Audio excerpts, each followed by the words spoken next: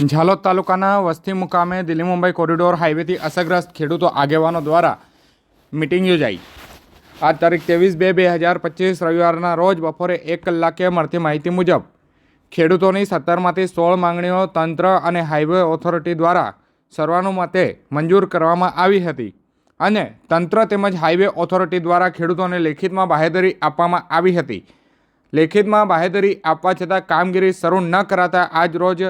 તેની ચર્ચા વિચારણા અંગે ખેડૂતોની મિટિંગ યોજાઈ હતી। સમય મર્યાદા પૂર્ણ થઈ ગયેલ હોવા છતાં પણ હજી સુધી કામગીરી ન કરાતા ખેડૂતોમાં રોષ જોવા મળી રહ્યો છે।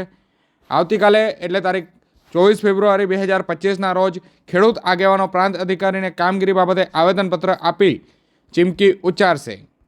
કેન્દ્ર સરકાર દ્વારા ઝાલોદ તાલુકાના 14 ગામોમાં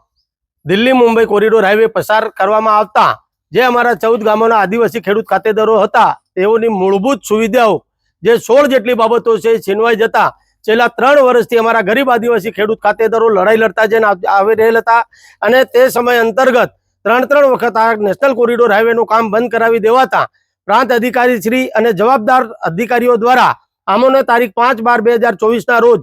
સમય મર્યાદા નક્કી કરી આટલા સમયની અંદર જે તે તમારી માંગણી છે સ્વીકારવામાં આવશે, પૂર્ણ કરી દેવામાં આવશે એવું અમને લેખિત બાહેંધરી આપવામાં આવી। પરંતુ 3 મહિના પૂરા થઈ જવા છતાં આજ દિન સુધી કોઈ પણ બાબતનું સર્વે કે કોઈ પણ માંગણી અમારી સંતોષવામાં ન આવતા આજ રોજ 14 ગામોના જે અમારા અસરગ્રસ્ત આગેવાન ખેડૂત ખાતેદારો છે તેઓની મિટિંગ વસ્તી ખાતે મળેલ હતી અને તેમાં નક્કી કરવામાં આવેલ છે કે આવતીકાલ તારીખ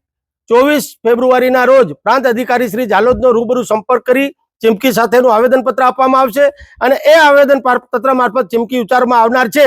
કે અમને જે સમય મર્યાદા આપી એમાં આપ ખરા ઉતરેલ નથી, તો જો આટલા સમયની અંદર ફરીથી જો અમારી જે કામગીરી છે અમે જે સમય મર્યાદા નક્કી કરીશું એની અંદર જો પૂર્ણ કરવામાં નહીં આવશે તો આ નેશનલ હાઈવેનું કામ તદ્દન રીતે બંધ કરી દેવામાં આવશે અને સરકાર અમારી સામે જે તંત્રનો ઉપયોગ કરશે અને એમાં જે કોઈ અજુગતી ઘટના બનશે એ તમામ જવાબદારી શાસન અને પ્રશાસનની રહેશે।